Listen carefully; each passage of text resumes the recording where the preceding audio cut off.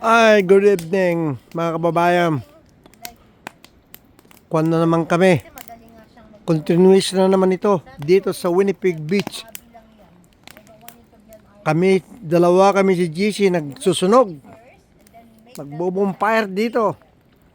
Anong say mo, GC?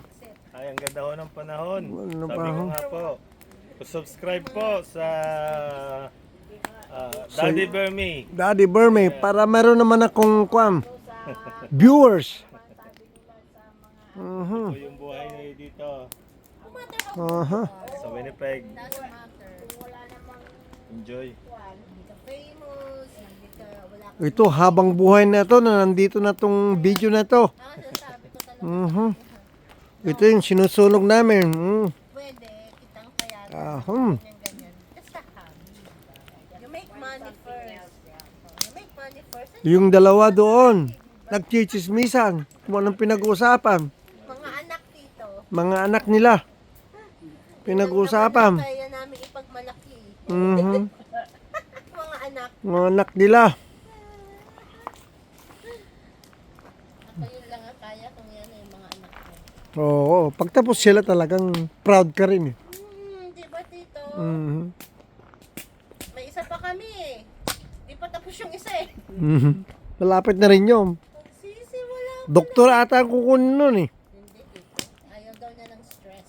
Ayaw lang gusto niya simple.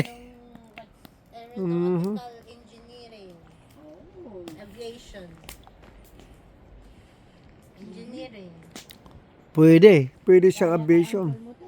Aeronautical si Pane. Yeah, yun ang gusto niya, tita.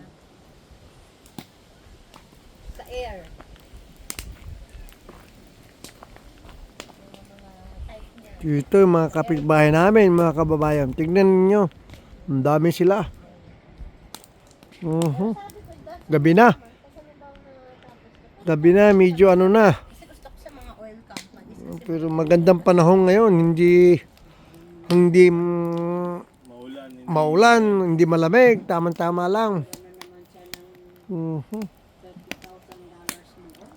Okay. Bukas na naman uli, mga kaibigan. Kaya lang, siya At maaga ako bukas magbabike ako.